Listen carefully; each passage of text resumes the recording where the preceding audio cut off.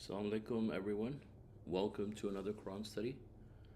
God willing, today we will be reading from Surah 8, verse 38. Let's all seek refuge in God from Satan the rejected. Tell those who disbelieved, if they stop, all their past will be forgiven. But if they return, they will incur the same fate as their previous counterparts. You shall fight them to ward off oppression and to practice your religion devoted to God alone. If they refrain from aggression, then God is fully seer of everything they do. If they turn away, then you should know that God is your Lord and Master, the best Lord and Master, the best supporter. You should know that if you gain any spoils of war, 1/5 shall go to God and the messenger to be given to the relatives, the orphans, the poor, and the traveling alien. You will do this if you believe in God and in what was revealed to our servant on the day of decision, the day the two armies clashed. God is omnipotent. God controls everything and plans for the believers. Recall that you were on this side of the valley while they were on the other side. Then their caravan had to move to lower ground. Had you planned it this way, you could not have done it. But God was to carry out a predetermined matter, whereby those destined to be annihilated were annihilated for an obvious reason, and those destined to be saved were saved for an obvious reason. God is hearer, omniscient. God made them appear in your dream, O Muhammad, fewer in number. Had he made them appear more numerous, you would have failed, and you would have disputed among yourselves. But God saved the situation. He is the knower of the innermost thoughts. And when the time came and you faced them, he made them appear fewer in your eyes, and made you appear fewer in their eyes as well. For God willed to carry out a certain plan. All decisions are made by God. So from these verses, we understand that these verses are talking about war, talking about battle. When we engage in battle with the disbelievers. Oh, can't hear me? What? Oh. Why didn't... The same issue like before. What was the issue before? Guys, you can talk if you want. I mean, nothing's stopping you from talking.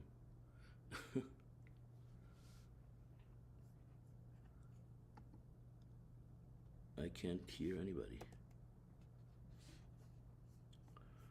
Okay, so what's the issue now? I can hear on you the stream just fine, and yeah, I can wait. Oh, sorry. Okay, yeah, okay, perfect. All right,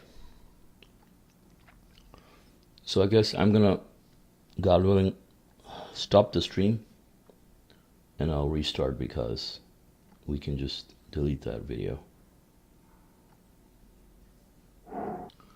Assalamu alaikum, everyone. Welcome to another Quran study. God willing, today we'll be reading from Surah 8, verse 38. Let's all seek refuge in God from Satan the rejected. A'udhu billahi minash shaitanir rajeem. Bismillahir rahmanir rahim. Tell those who disbelieved, if they stop, all their past will be forgiven.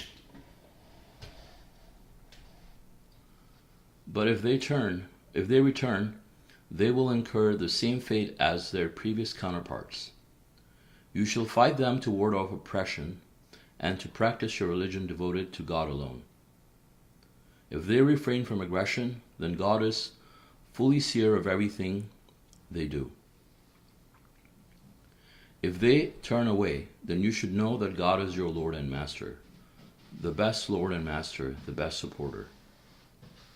You should know that if you gain any spoils in war, 1/5 shall go to God and the messenger, to be given to the relatives, the orphans, the poor, and the traveling alien. You will do this if you believe in God and what was revealed to our servant on the day of decision, the day the two armies clashed. God is omnipotent. God controls everything and plans for the believers. Recall that you were on this side of the valley, while they were on the other side. Then their caravan had to move to lower ground. Had you planned it this way, you could not have done it. But God was to carry out a predetermined matter, whereby those destined to be annihilated were annihilated for an obvious reason, and those destined to be saved were saved for an obvious reason. God is here omniscient.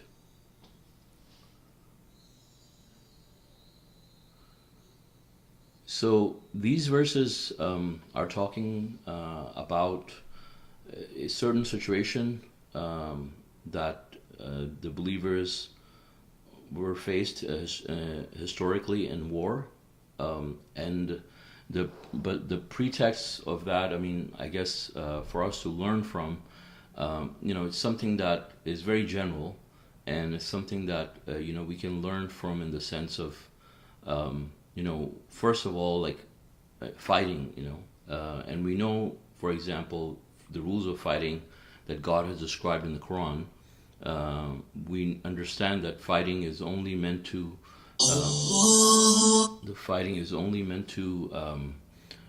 be done in strictly for self-defense, and to ward off oppression, and to practice your religion devoted to God alone. So if you're oppressed by someone where you're not able to practice your religion freely, that is also grounds for you to be able to fight, so you can practice your religion freely and not be oppressed, because God says the oppression is worse than murder. And so this is talking to the disbelievers, saying that those who disbelieve, you should inform them that if they stop, all their past will be forgiven. I mean, God could forgive these people if they stop now, but if they return, they will incur the same fate as their previous counterparts, which we know that obviously God annihilates them, defeats them, and then they go to hell. And so God is allowing the believers to fight those, to ward off oppression, to be able to practice their religion freely, and God says if they refrain from aggression, then God is fully aware of everything they do. And God never allows aggression. Even when you have to fight, you have to make sure that you do not aggress. If they inflict something, you cannot go above and beyond and just kill everybody. And there's other rules of war too. For example, God says you can take prisoners of war, but you cannot take prisoners of war other than the ones who actually participated in the war. Like, you cannot take people that are not fighting you and just say because their army is fighting you, now you can take their women and children, or other men for that matter, who are not fighting. So these are the rules of war that we see. Anybody who claims to be a Muslim or a nation will follow these laws, right? And and these are actually laws that we know that the entire world should respect. And if you look at the international rules of war, pretty much, they kind of have the same guidelines, in terms of prisoners of war and captives and all that stuff. So God says if they turn away, then you should know that God is your Lord and Master, and the best Lord and the best supporter, the Master, the best Lord and Master, the best supporter.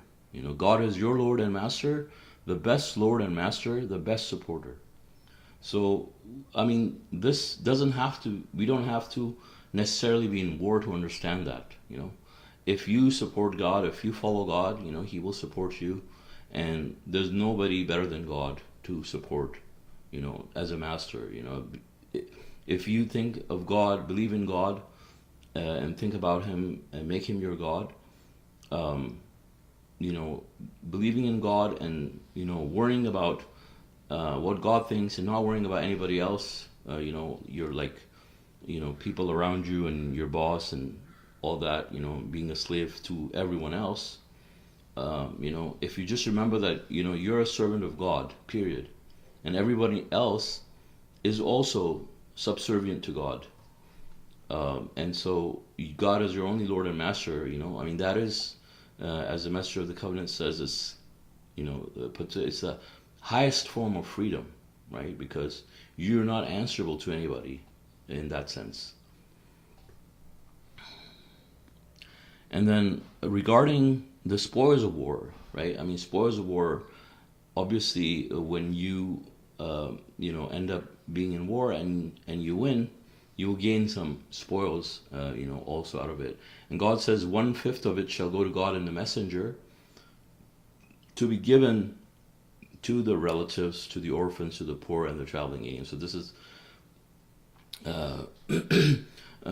spoils of war that are meant to be distributed, as share for these people, these categories, especially the relatives, the orphans, the poor, and the traveling alien. And God says, you will do this if you believe in God and in what was revealed to our servant in the day of decision, the day the two armies clashed. God is omnipotent. So the day the two armies clashed, so we read about that in the next verses. It says, God controls everything and plans for the believers. Recall that you were on this side of the valley, while they were on the other side. Then their caravan had to move to lower ground. Had you planned it this way, you could not have done it. But God was to carry out a predetermined matter, whereby those destined to be annihilated were annihilated for an obvious reason, and those destined to be saved were saved for an obvious reason. God is here omniscient. God made them appear in your dream, O Muhammad, fewer in number. Had he made them appear more numerous, you would have failed and you would have disputed among yourselves. But God saved the situation. He's knower of the innermost thoughts. And when the time came and you faced them, he made them appear fewer in your eyes, and he made you appear fewer in their eyes as well. For God willed to carry out a certain plan. All decisions are made by God. And when the time came and you faced them, he made them appear fewer in your eyes, and made you appear fewer in their eyes as well. For God willed to carry out a certain plan. All decisions are made by God. O you who believe, when you encounter an army, you shall hold fast and commemorate God frequently, that you may succeed. You shall obey God and his messenger, and do not dispute among yourselves, lest you fail and scatter your strength. You shall steadfastly persevere. God is with those who steadfastly persevere. Do not be like those who left their homes grudgingly, only to show off, and in fact discourage others from following the path of God. God is fully aware of everything they do. Okay, so we see, as the subtitle puts it, God controls everything and plans for the believers. And so, God, we understand that God is the best planner, right? So he has seen everything, from the beginning of time all the way to the end, all the way to eternity, all the way to the consequences that happen in the hereafter. So, there is nobody more wise than God, and knowing that he's the one who controls everything and plans the life of a believer, should be a very comforting thought for any believer, knowing that God is the one who will fix everything, plan things in order.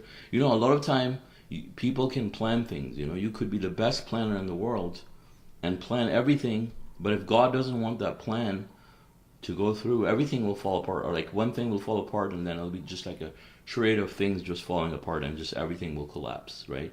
And your plan will fail. A lot of times people do things and people take credit for planning something, But we know that nobody does any planning, any choosing. God is the one who's doing everything. Even the planning that we do, that we think we are planning, God is the one who's making it happen and planning it that way, and giving us those ideas and those thoughts, putting them together. But if you trust in God, and if you lead a righteous life, God controls everything and plans everything for you, and you would be happy with what God plans for you, and you'd be pleased with the outcome, because God is the one who's doing it and planning for you. And we have this really beautiful example of the believers fighting with the disbelievers, where he just made it so that they were made to confront each other. It wasn't planned this way, but they had to come down, they had to go up, and they just got next to right in front of each other, and they had to fight. And at that time, God controlled his mind, Muhammad's mind, to the point that in his dream, he saw these armies weaker. He saw them fewer in number. He's like, oh, just this is a weak army. So it gave him a lot of courage and a lot of confidence, right? It gave them a lot of courage and confidence, and God strengthened them this way with encouragement and confidence. They could go and do this, right? I mean, one thing for you to be able to do, if you want to do something, is you have to be confident and not be scared and worried. Of course, if you do that, it's going to affect your judgment as well, if you're going to act that way. And obviously, you're more likely to fail. So he strengthened him and encouraged him in this way. And at the same time, I mean, this is God's plan, that he did the same thing with the disbelievers. So he encouraged the disbelievers also, because he wanted the believers to get credit, right? And he wanted the disbelievers to be defeated. So and at the same time, he wanted the disbelievers to be overconfident, because obviously they were greater in number and strength physically, and so they were like, oh wow, these are just a bunch of people who with swords or whatnot. I mean, we can easily defeat them, and they're just gonna be few, and they underestimated the enemy basically, and this allowed them to lose. And so it says God will to carry out a certain plan. All decisions are made by God. So this is how God carries things out. And if you look at how God plans things, I mean, you would know that there are situations that you would never think that could happen, or God could put you in some situations to do certain things. Like, for example, we have the story of Joseph, right? I mean, God wanted him to be a successful, attain a successful position as a treasurer, and he allowed him to move in such a way that his brothers threw him in the well, and he went to so many things, and he went into the prison, and then he got introduced to the king, right? And this is just an example of how God will do things that you'd have no idea what this is going to lead to. He would put you in some situation, and you might think this is bad. Like, if you think about Joseph's situation, I mean, you might be like, oh, maybe I did something wrong, that my life really sucks. If you were Joseph, while you were in the prison, let's say, but no, mashallah, he was righteous. He believed in God and he trusted God. But if you look at the situation, it looks pretty bad. You ending up in prison for something you didn't even do, and so, but God has a plan, right? And he made the believers victorious. And then God says in verse 45, when you encounter an army, you shall hold fast and commemorate God frequently, that you may succeed. So obviously, this doesn't only apply to war. You could be in any situation. You have to hold fast to God, and you have to steadfastly persevere and commemorate God frequently, to strengthen your soul and to get God's help for whatever it is you're going through. And to not be like people who are showing off, to show off. Obviously, you're doing it to impress other people. And so there were people that were doing it just to show other people that they were either righteous or brave or both, but they were not doing it to please God. And so these people actually discourage other people, and they left grudgingly, like they don't really want to do it, But yeah, I mean, they do have to impress people, so they have to, and so they kind of left not out of love for God, but just because of this as a burden on them, and discourage other people because this is something because this is something that you will do for pleasing God. If you do something for pleasing God, you should do it cheerfully, right? And if you do it in a way like, oh man, like I don't want to do this, why me and whatever, this kind of attitude. But then you finally do it because you want to impress other people, or because you don't want to fall out of grace in front of other people. Obviously you're setting a very bad example. You're discouraging other people too, and this is what these people did. And obviously God knows what is in their hearts. And this way they discourage others. I mean, obviously they will be recompensed according to their intentions. If their intentions were not sincere, then they will not reap the benefits of the actions that they did. Verse 48, the devil sees God's invisible soldiers. The devil had adorned their works in their eyes and said, you cannot be defeated by any people today, and I will be fighting along with you. But as soon as the two armies faced each other, he turned back on his heels and fled, saying, I disown you. I see what you do not see. I am afraid of God. God's retribution is awesome. The hypocrites and those who harbor doubt in their hearts said, these people are deceived by their religion. However, if one puts his trust in God, then God is almighty, most wise. So the devil here that it's talking about, the devil, and I mean it's talking about Satan, and he sees God's invisible soldiers. Obviously, your own jinns, that are inside, or even the outer jinns that are also in the test, can't see invisible soldiers of God, which are the angels. They can't see the unseen until after they die. I mean, when I say die, until after the jinns leave this world as well. Not just the human. And so, but Satan, obviously, he can see everything. He can see God. He can make claims in front of God and stuff like that. He can see the angels, and so Satan was also, encouraging these people, allowing their works to be adorned in their eyes, and giving them blind courage. Also Satan's power is limited. We know that, and his knowledge is limited. So he didn't even see God's help coming. He didn't even see God's invisible soldiers coming, and so he was pumping the disbelievers and encouraging them, trying to fuel their anger, and trying to comfort them, to reassure them that they were going to be victorious, and that obviously he wanted to help them, and he cannot be defeated by any people today. They cannot be defeated by anybody today. So this can happen.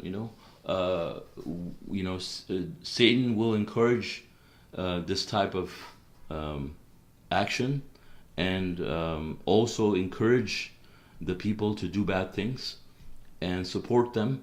But we know that whatever God wills, if the jinns or Satan even wants to do something, if it's not God's will, I mean, God has his invisible giants to protect everyone anyways, right? So these people had their invisible giants protecting them, plus God sent other invisible giants.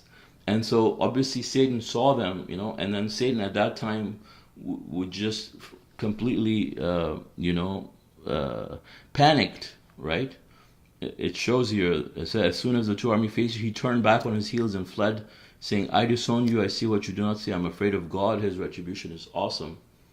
So he obviously ran away. And obviously, God is teaching us what the hypocrites were thinking at that time. The hypocrites were actually, and those who harbored doubts, who were not full-blown hypocrites, but, had doubts at the time, in their hearts they were thinking like, these people, like, they're crazy, like, why are they doing this, and they think God's going to help them. No, I mean, this is just in their minds, and they're being deceived by their religion. No, of course, because they didn't believe, they didn't truly believe. But God says, if you put your trust in God, then God is the Almighty, most wise. And I mean, you would only have to experience it, to believe it. But God, we know in history these wars happened, and history shows us like their numbers and how miraculously, like, it's not like humanly, it's very difficult when you're outnumbered in such a manner to be to win. But God, made these people victorious.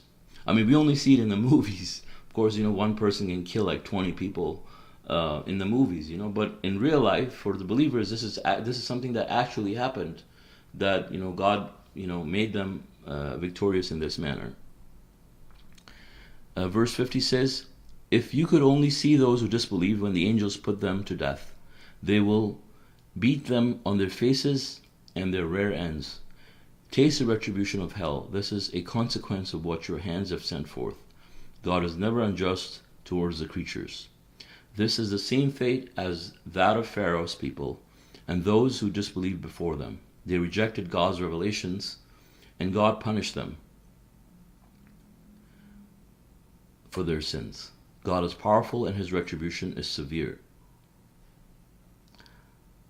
Retribution, a consequence of sin. God does not change a blessing he has bestowed upon any people unless they themselves decide to change. God is here omniscient. Such was the case with people of Pharaoh and others before them.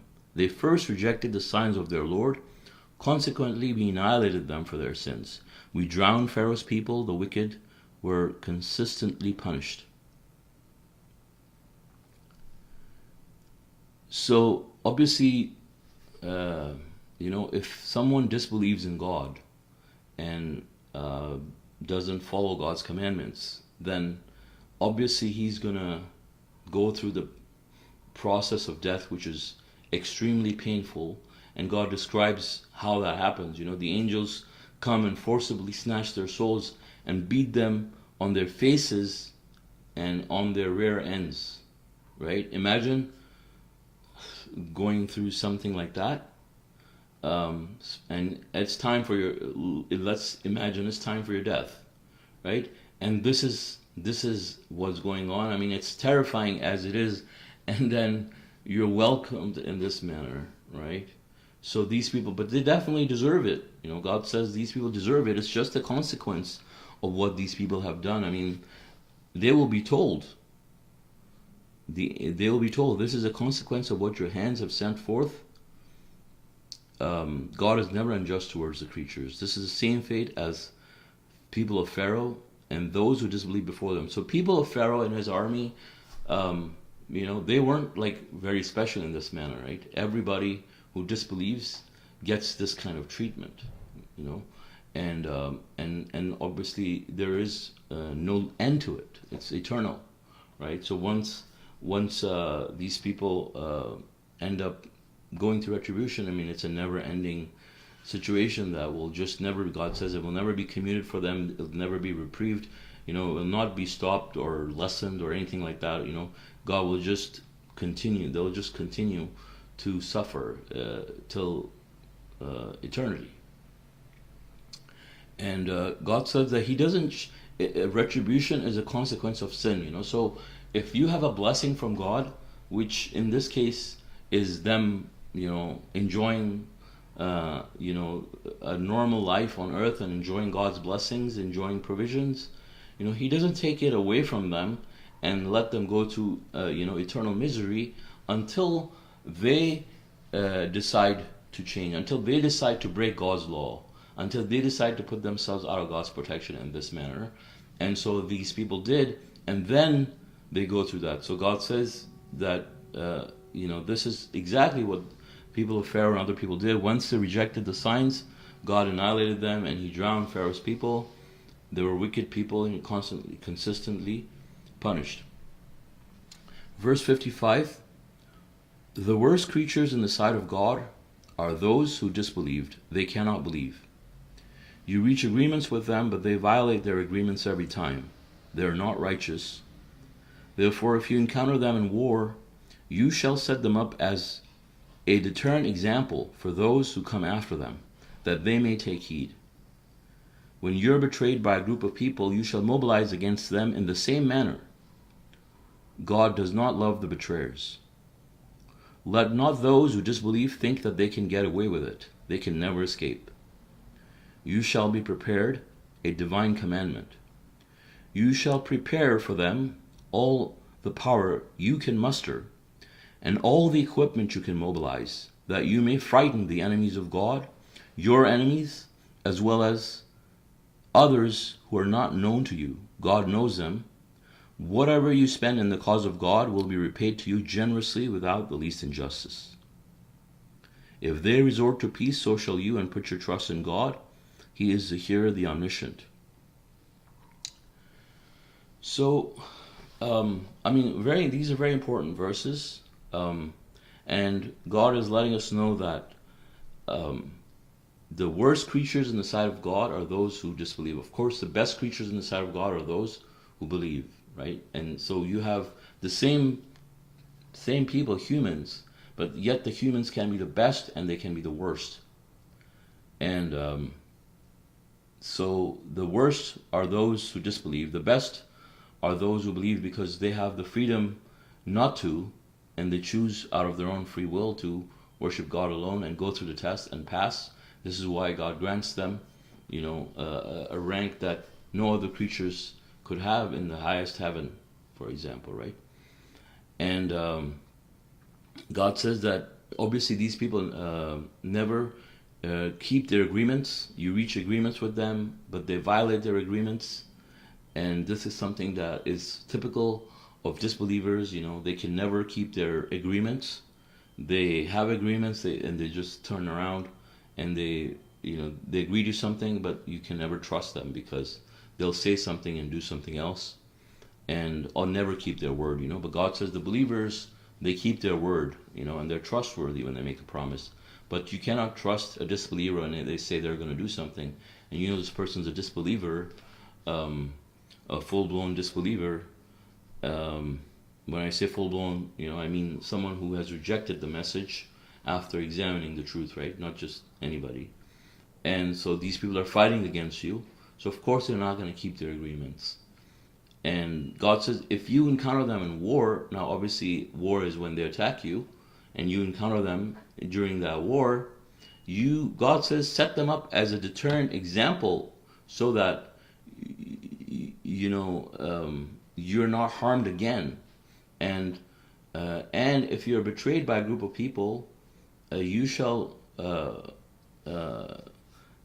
mobilize against them in the same manner, right? So it's a commandment. It's not like, no, you should just resort to peace if they're fighting against you and turn the other cheek. This is not what God is telling us to do. God is telling us to fight back, and not just fight back. Obviously, God doesn't want us to regress, but He wants us to fight back fearlessly and fiercely, because He wants the believers to set an example as a deterrent example, right? What is a deterrent example? It's like something that you put as an example that stops other people from coming. It's like, for example, you have an alarm at your door, right? And you put a sign there that says, do not come, or you have a dog in your house, and you put a sign that says, beware of dogs. It's like acts as a deterrent, as a warning sign to stop you from coming in, so that if somebody wants to come in and attack you, they can change their mind. But God says, you shall set them up as a deterrent example against those who come after them, that they may take heed. And God also wants us to be prepared. He says you should be prepared and have all the equipment you can mobilize and spend in the cause of God, that you may frighten the enemies, God's enemies, and others who are not known to you. So there is such a thing as preparing and planning for these types of things. And so God wants us as believers to be prepared so that we appear stronger, and it discourages the disbelievers from attacking us or fighting against us. And so God says, prepare for them all the power you can muster, all the equipment you can mobilize, that you may frighten the enemies of God, your enemies, as well as others not known to you. God knows them. And so obviously it involves spending money in the cause of God. So say whatever you spend in the cause of God will be repaid to you generously without the least injustice.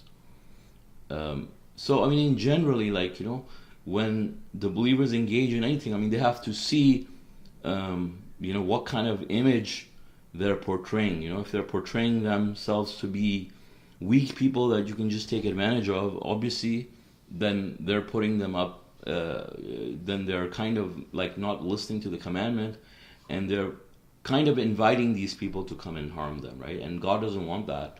And so he wants you to be strong, and he wants you to portray your strength in this manner, by having equipment, and by having all the power you can muster, so you can frighten these people, and then they'll think twice before attacking the believers.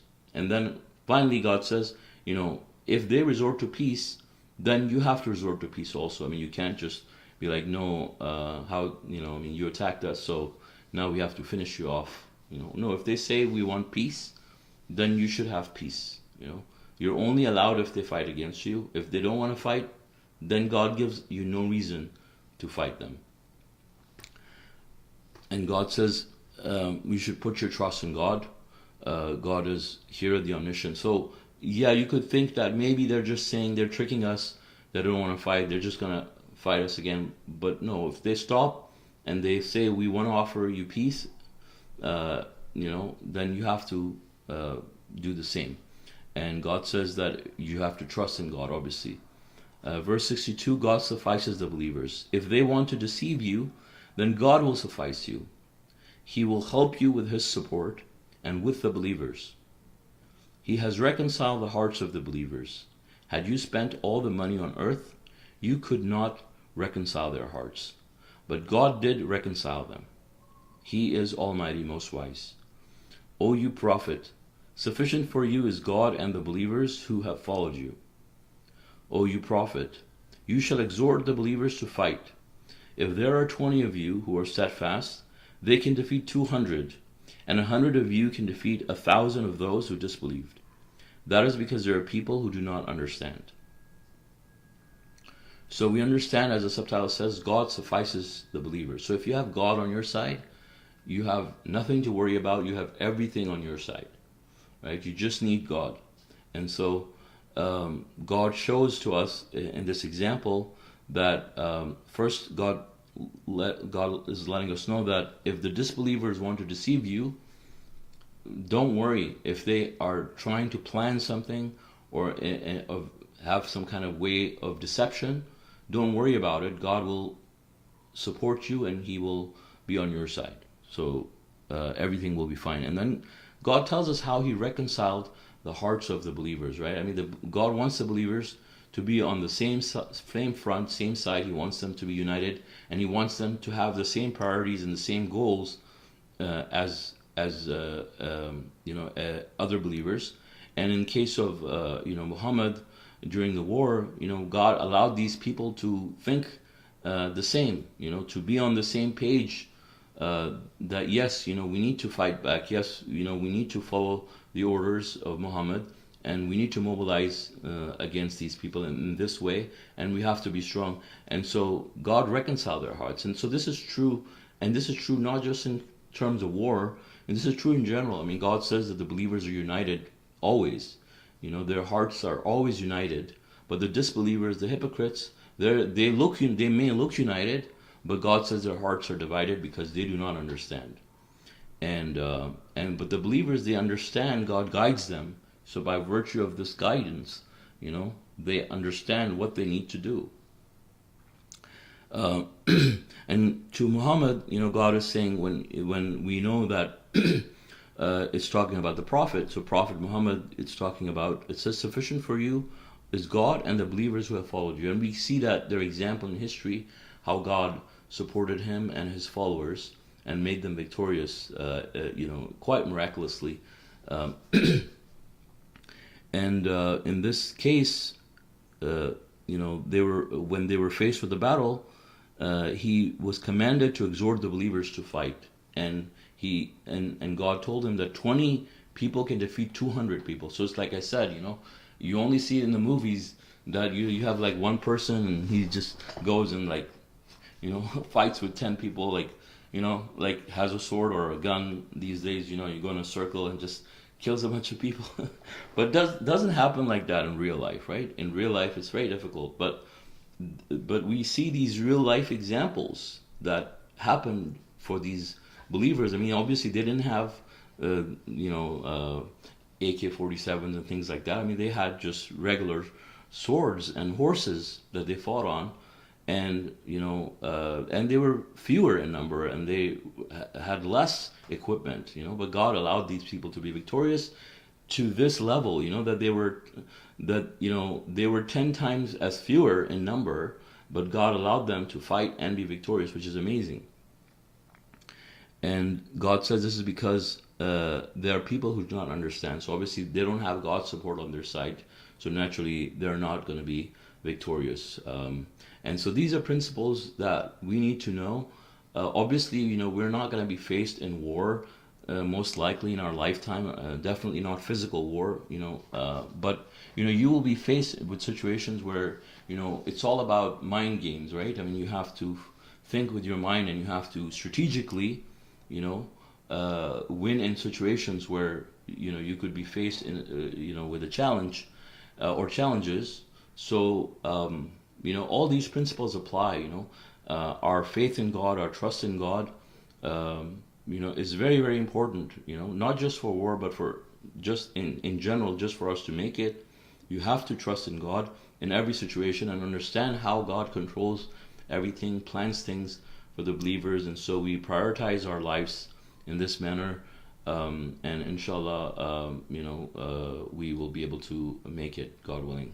So with this, I'd like to end, and if you guys have any comments or questions, please feel free. Thank you.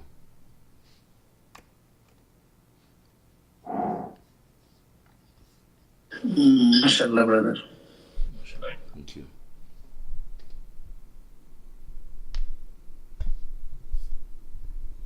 Yeah, I really like the verse about the deterrent. Set an example of deterrence. Displaying a show of force. The policeman.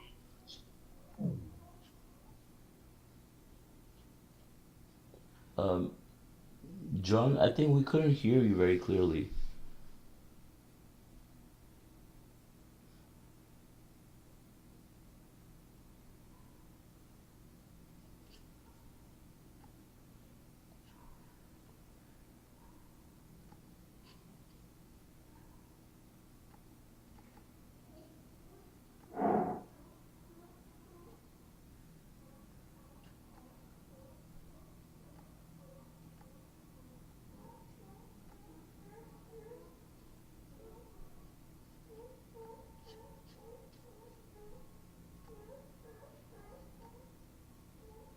Can you guys hear the seals? I can, yeah. Sound like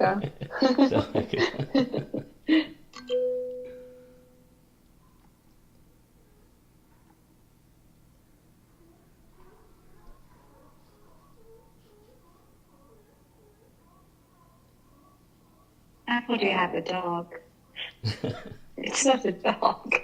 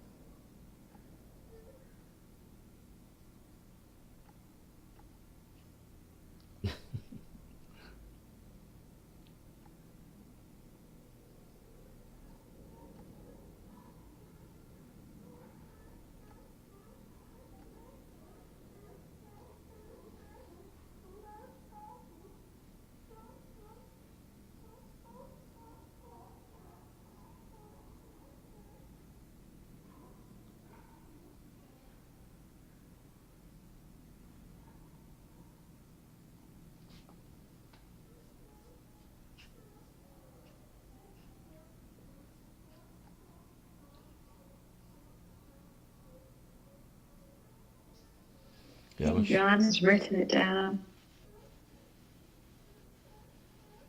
mm-hmm. Yeah, mashallah, I really like that verse too. Actually, I had highlighted it in my Quran um, last time when I read it. So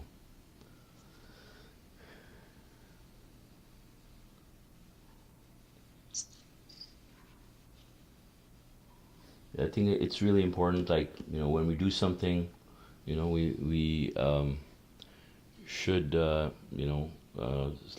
spend money on things like when we're striving. Like for example, you're striving in the cause of God, and you have options like to do it like really really low budget, whatever you're doing, or just spend a little bit of money and do a good job, you know. So you should do a good job, I mean, obviously this was in war, but in our case, it's not gonna be war. But it's important that the image you will portray out to these people, to show them that you're not weak. I mean, in their eyes, right? And you're resourceful, in other words. But I mean, that should actually just not be vanity, right? But something useful, most likely, because God obviously doesn't want us to be extravagant. Also, so it's a fine balance, I think. Can you hear me better, Ron? Not really. Yeah, better. Yeah, mashallah. Okay. Yeah, like just discourages, um, the disbelievers, and proves that, even God is the strongest. Mm-hmm. Want to be strong too, and not, that. I think we also set a good example for others. Mm-hmm. Mm-hmm. Like, these people, with their false gods, or maybe back in the day with their, pagan gods, maybe they defeat this, it's awesome. Mm-hmm.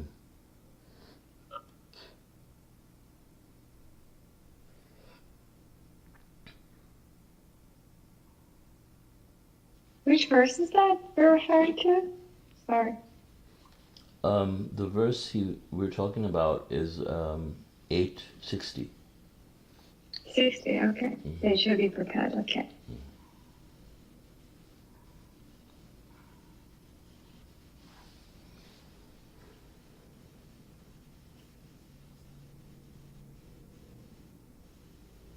Yeah, I mean, also, we read about God controlling things and planning for the believers, right? And so this is one of the things that, like, when you hear the stories of other submitters and, how things turned out, first of all, like, to start with, like, when you just hear about how the circumstances that led to them getting to the message, one thing you notice is there are very peculiar circumstances, very, not normal, like extraordinary circumstances through which like God allows them. For a lot of people, right? I mean, there are obviously people that are going to be born as submitters, but for the people who discovered it, for example, right? You hear the stories and like the likelihood of things happening the way they do and things falling into place in a way that allows them to get the message. As an example, is one thing that would show you like, okay, God wanted you to get the message. He wanted to guide you, and how he planned things for you, put everything in your life and planned all these situations for you just to get this message, But obviously, that's where it starts, right? That's where your life begins as a submitter, and things from that point on should just help get better exponentially for a believer, and should I mean, if you reflect on the way things would happen in your life, I mean, really, I mean, that would be something that will help you appreciate God more and more.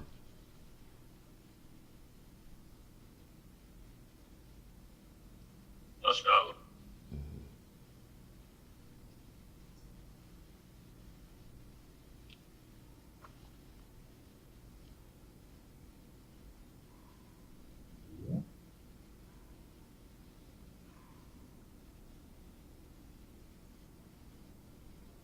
Yeah, I really like the how you explain the verses about the two armies, you know, and what was going through the mind of you know, the disbelievers when they were shown to be a small number, and you know, the person.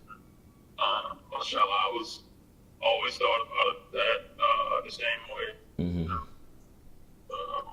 Awesome. So I mean, he knows, like God says, you know, in that verse, he says he's the knower of the innermost thoughts. So he knew like what was in their hearts, and I mean, he's controlling. I mean, just imagine like God is controlling all your dreams too, right? And also in another on another note, like it's important. It's also another reminder that you know dreams also have meanings. I mean, there are other verses obviously as well, right? But this is another one of them where you know God is the one who controls everything, including your dreams, and not just your dreams, but even the dreams of the disbelievers, obviously. So, you know, this kind of you know puts an interesting perspective on dreams as well. You know.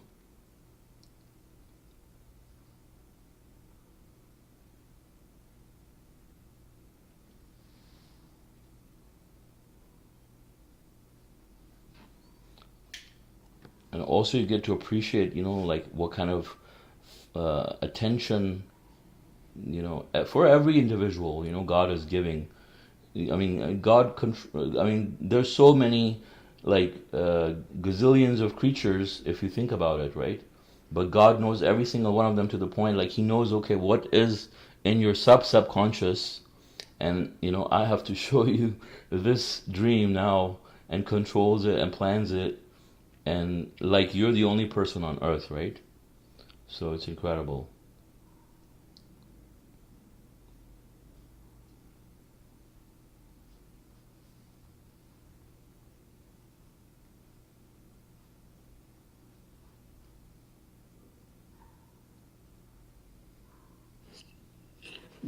So here is 865.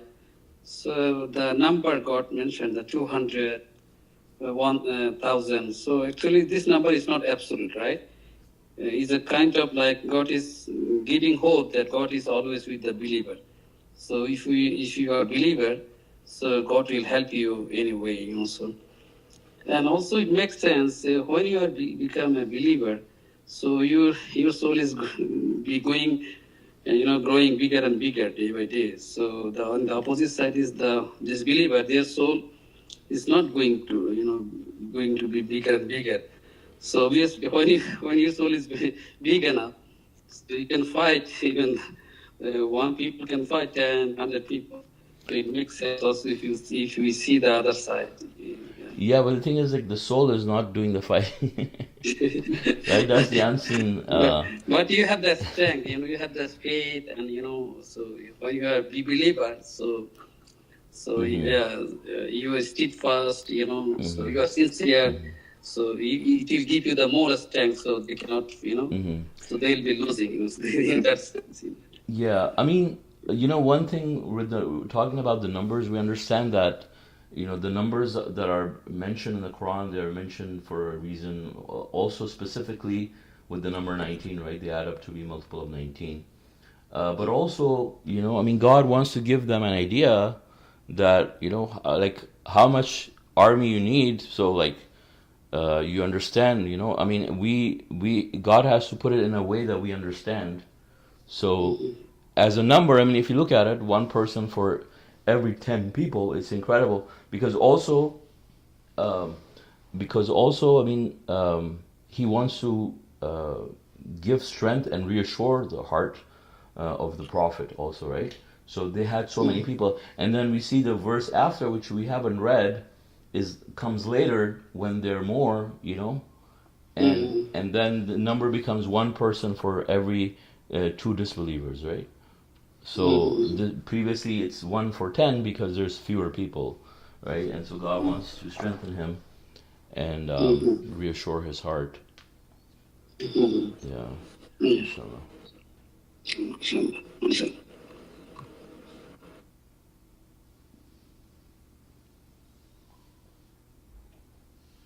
Also, it's amazing to when you read these verses. These were actually happening at that time.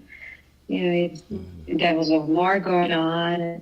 There were believers fighting for the first time, some of them in their lives. This is how God really strengthens their heart. Sending all his revelation to his prophet, his messenger is amongst them, is fighting with them. And this is how God is strengthening their heart.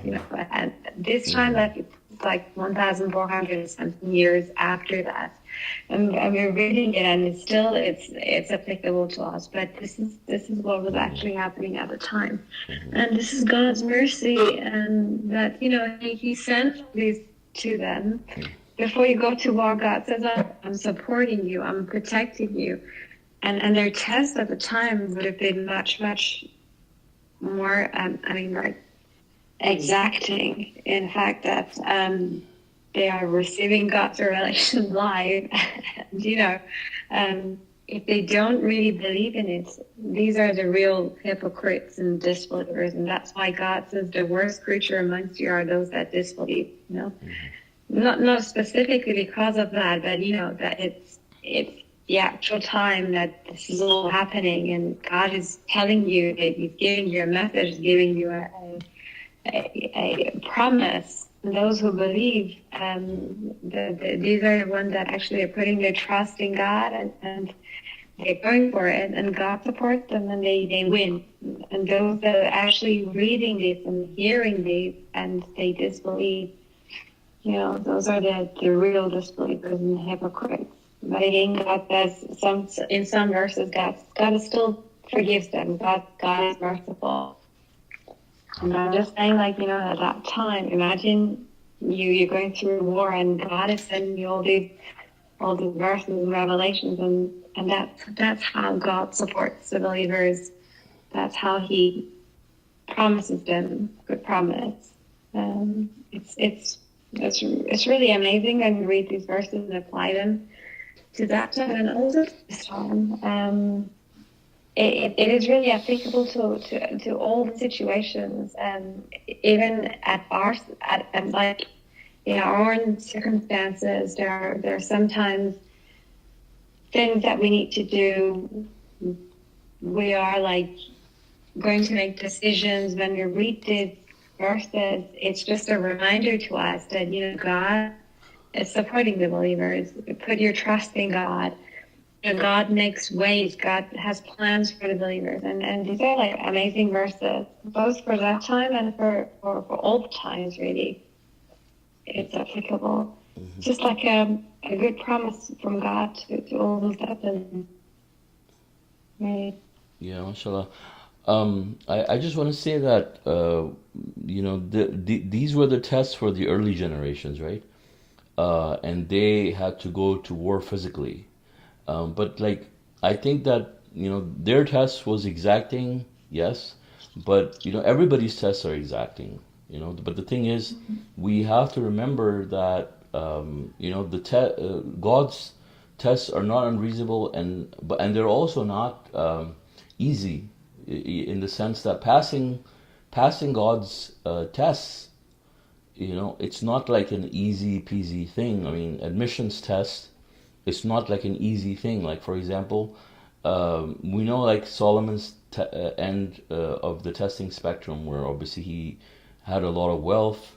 I mean, that's one thing, right? I mean, and anybody could be tested by that. Obviously, that itself is also very hard when you think about it.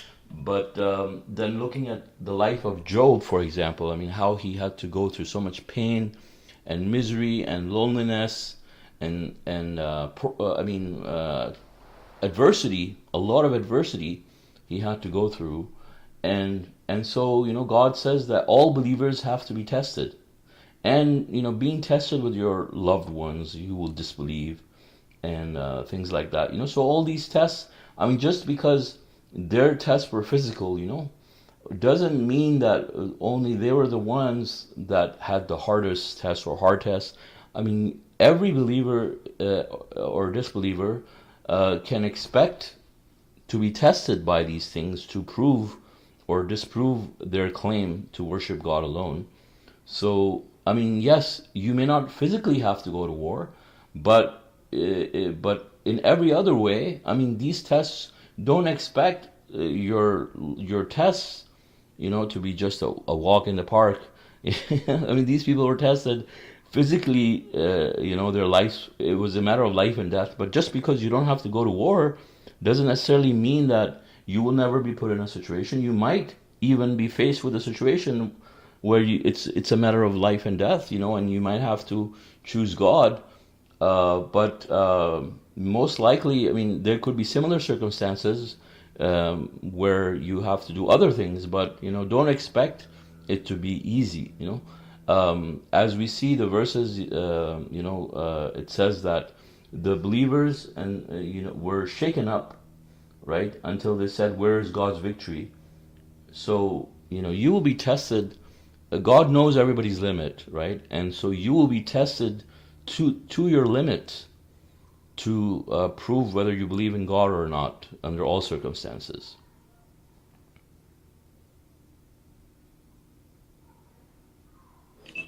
Yeah, mashallah, brother. Yeah, I am agree with you. Yeah. So it's not easy. Yeah. It's not like that if we don't have to go to war, so then our test will be easy. So it will be injustice, for those people.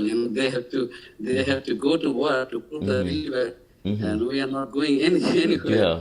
So it's not like that. Yeah, something will be same in other way, but the test is difficult. Test will be difficult. Yeah.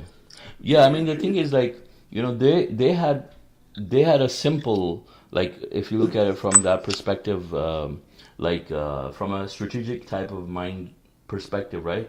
I mean, they didn't have all these things, strategic things that could go left or right, like they didn't have like those distractions that you have, so it was a different time, and so things were simpler in so many other ways that they had to be tested in this way, right? And then God knows specifically who to put in what era, right? So He put them in that era according to His knowledge. Yeah.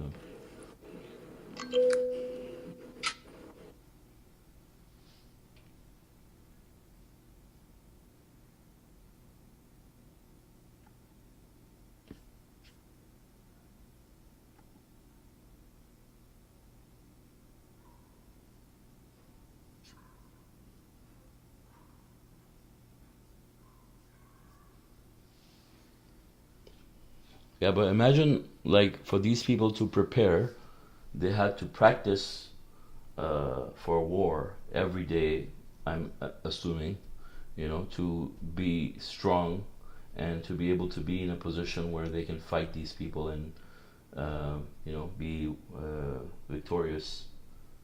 And this verse that God says that they have to be prepared. They had to plan for these things. They had to physically prepare.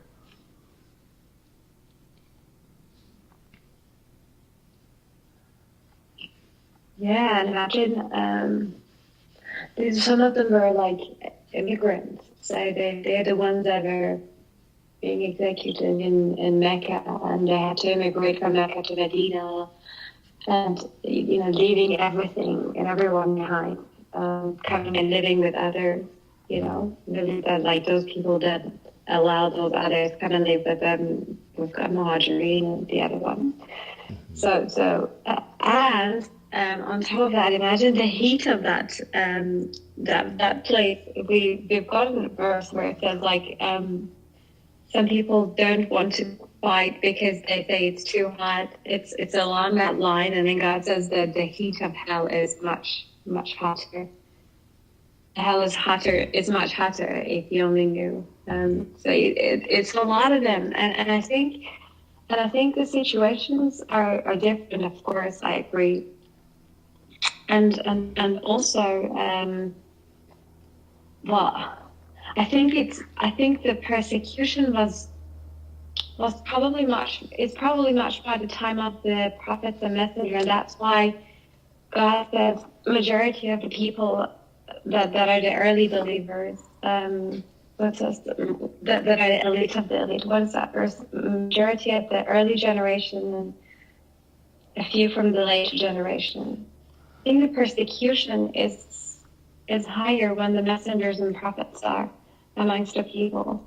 I mean, like even at the time of messenger of the covenant, you see, like they keeps receiving death threats and all. Anyway, I'm not saying that our tests are easy. Everyone's test is as difficult as their abilities. So God does not test us beyond our abilities, of course. But everyone's test is difficult. But what I'm saying is that it's like at the time of prophets and messenger, I think the persecution and then the pressure from the disbelievers is very hard. It's harsh. So the messenger of the covenant talks about this, right? And he's talking about being from the. Oh, is my mic still? I Oh can't no, hear you, no, my Suleman. mic's off. Yeah, so I was saying the messenger of the covenant talked about this, right? And he talked about how he talked about the early generations, right? So we are still, I mean, even though you're not born at the same time as the messenger, but you're still born in the same era, in the sense that I mean, he could be alive right now. He'd still be like what 80 something years old, right? And so this is still a time where submission hasn't really prevailed yet, and nobody heard. Many people have not even heard about submission, and it's still one of those scenarios where you are persecuted. I mean, you have been persecuted, people will be persecuted, and so God knows, and they will have a rank also, right? I mean, it's different, like let's say 100 years from now, where everybody will be a submitter. So that would be different. Or someone gets born in a family of parents with submission. They're not from the first generation, even though they could have Rashad living with them. And Rashad actually gives example of a family that is present there, and they have a child. Now the child is there at the time of Rashad. So you could argue that this child is from the early generations, but no, this child is not, because he says this child grew up with the parents telling them that this is the messenger of God, right? And they're going and telling other people that this is a messenger. So what matters is that you're from the first generation, you're from the early generations, where submission is still something that you will be persecuted for. I mean, your people are still being persecuted for just Muslims, right? But we know, like, Islam in general, like if you're born in like an Islamic country, you're not going to be persecuted most likely, anyways. But I mean, being a submitter, you're persecuted by everybody, except well, even submitters these days, or hypocrites, right? So. Yeah, I mean that still remains. I mean, if you're a real submitter, you will be persecuted, and God says that for the submitters, who get persecuted, there is a special place reserved for them in heaven.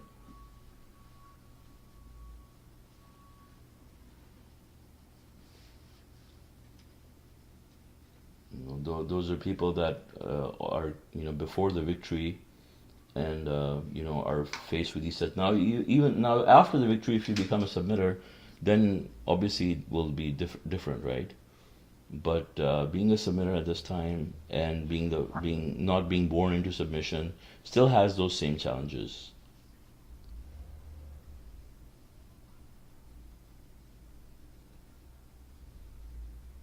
Yeah, that's true. We're going into good detail about someone having to question their parents and totally not adopt what they were taught growing up, and form their own belief and opinions, about the true message. It's easy to follow, your parent, you're like your guardian, you trust everything they say, but against that is definitely not, not at all.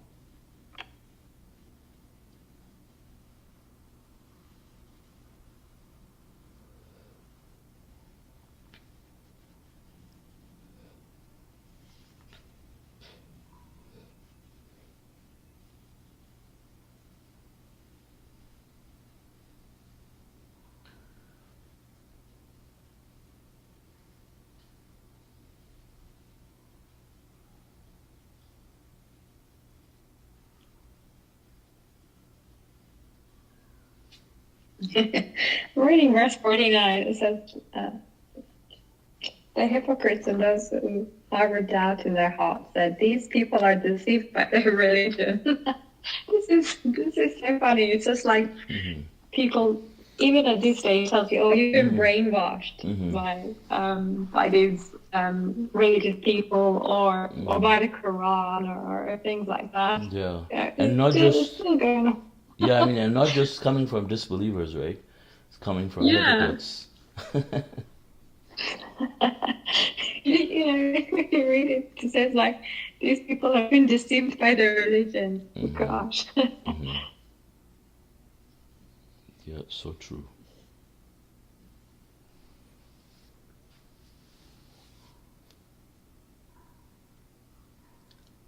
Yeah, I've almost heard these exact words. Yeah, exactly. You've been brainwashed, isn't it?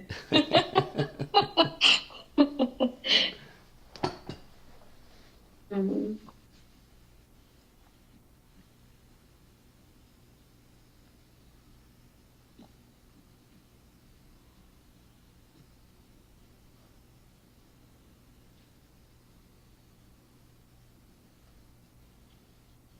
it's God's mercy that He puts these words in His book. It strengthens the heart of the believers. Mashallah, all you guys recited Al-Fatiha, for John to move, so God willing, he's finally moving tomorrow. Mashallah, congratulations.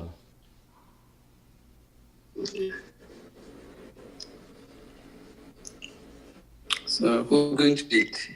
What's that? So should I read the Fatiha now? You've done it already. No, I said we did it. No, I said we did it before for God to make it easy for him to move. And so God answered the prayers, He's moving during the week starting with the 19th. Mashallah. Oh, mashallah, yes. Yeah. MashaAllah.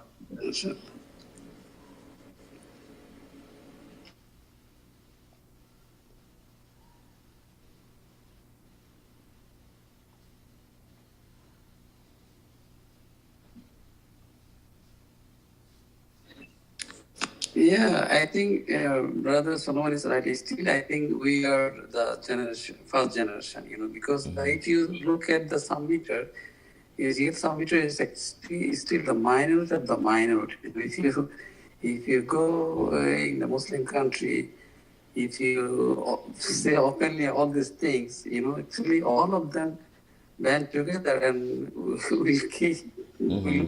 Yeah, really, man. You cannot. It's very hard to peace with them still, because we are so minority. Nobody believes this one. Same in Bangladesh. Yes. Yeah. Too much I've watching. Too much. So many things. Even there is thousands and thousands mosques. But. So idol worship. Yeah. If you, I don't know about Bangladesh, but if you go to Pakistan, and you tell them about submission, they're gonna beat you, they're gonna strip you, they're gonna set your body on fire. They're not gonna leave you on the street, Crazy. Yes. Yeah.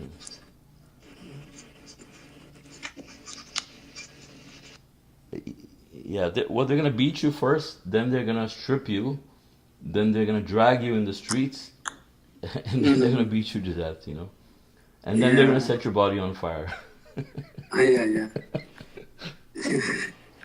When you are going to say La ilaha illallah, they cannot tolerate. Even when you are going to say only Quran, and they cannot tolerate. When you're going to say, oh, there is a messenger, then you finish. So extreme, these people. There was, I think I shared it before, but there was a recent incident in Pakistan where someone was really inspired by a political leader, Imran Khan. Some people are like really diehard followers and fans, So when one guy stood up, one religious guy actually, religious guy, some kind of like a junior scholar, So not so like he stood up in a public speech, and he said, "Oh, I love him." He said, "I love him just like I love Prophet Muhammad," and that's it, Then they killed him for that, because how can you love this leader like Muhammad, and Muhammad is like this. Muhammad is obviously at a different level, and so they're so crazy. They beat him up, and they kept beating him, and eventually they killed him. So Yeah. so Pakistan, you can't even say you can't say anything bad about Muhammad for sure, or remotely bad that they may consider. And now they made it even worse. Now you can't even say anything about his family even. Like, or anybody connected. They say anybody connected to him. So you say something about any of his companions or anything like that, yeah, so bad.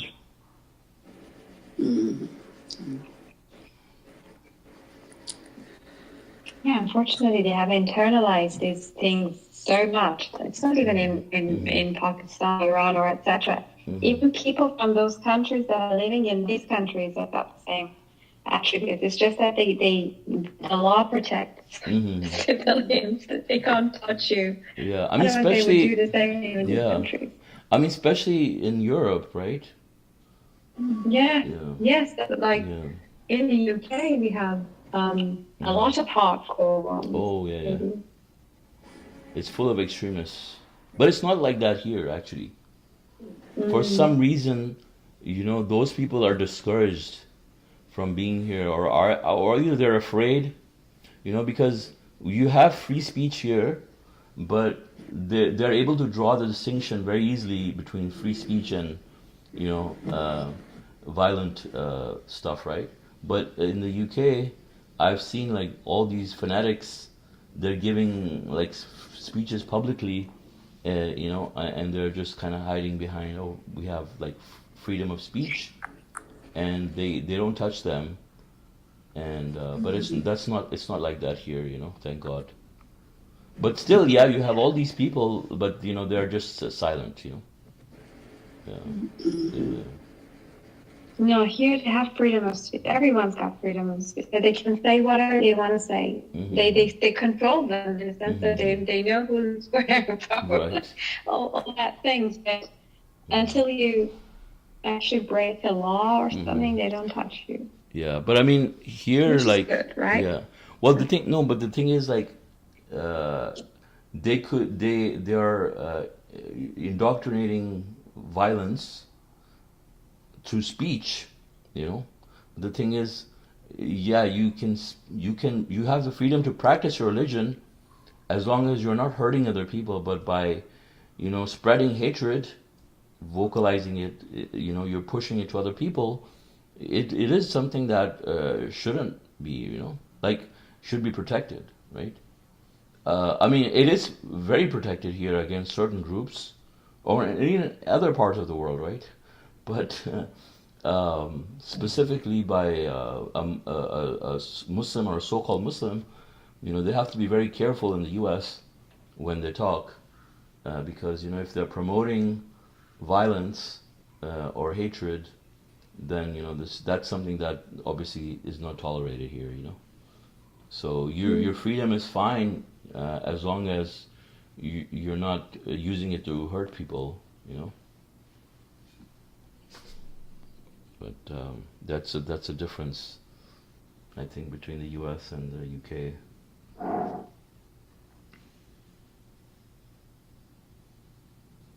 Yeah, mashallah. Article 19. Yeah. Mashallah. Wow, subhanallah. I didn't know that.